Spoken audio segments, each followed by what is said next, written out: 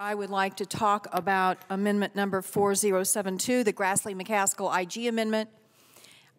This amendment, Mr. President, is about having a cop on the beat. We've talked a lot about a cop on the beat as it relates to a consumer agency, but internal workings of these agencies, there are people that are very special in our government that have eyes and ears inside of agencies that can find problems, and that are in fact our inspector generals.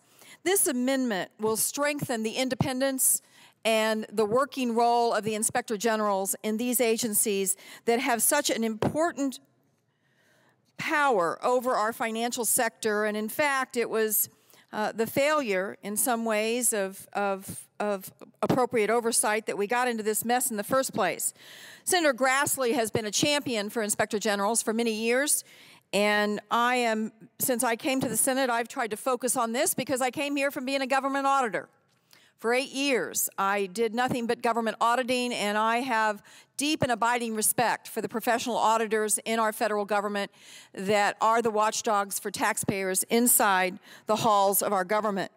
This amendment will do a couple of important things. One, it's going to create a council of the inspector generals in the financial sector, the SEC and the CFTC and the FDIC, and they'll have to meet 4 times a year, and at that meeting they're going to have a forced opportunity to compare notes, to talk about the investigations they're doing, to make sure they're not duplicating each other's work, and most importantly, to talk about systemic risk, and are they getting at it in a collective way. It doesn't cost anything, it's just smart. That is one part of this amendment. The other part of the amendment has to do with how these inspector generals are selected. There are different kinds of inspector generals in our government. Some are appointed by the president, some are appointed by the agencies. I will say that anybody who thinks that those appointed by the president are the most independent are wrong. Anybody who thinks those that are appointed by the agencies are the most independent are wrong. I believe independence of inspector generals has everything to do with whether or not someone is selected who's professional and who is going to be independent of any influence. Now, here's my reason for supporting this amendment so fully. It is a bad idea to change right now how these inspector generals are selected. We need continuity right now. We need consistency. What we have done in this amendment is change the fact that these inspector generals will now report to the entire boards they serve and not to just the head of the agency.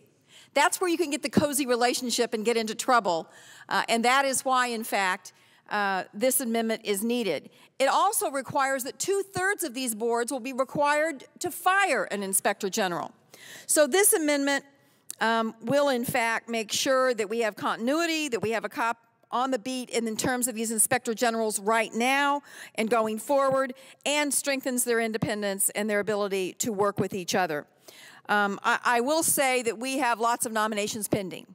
And the notion that we would decide that we need 5 more nominations pending with, I'm afraid, secret holds that might come about. We have one inspector general that has a secret hold now.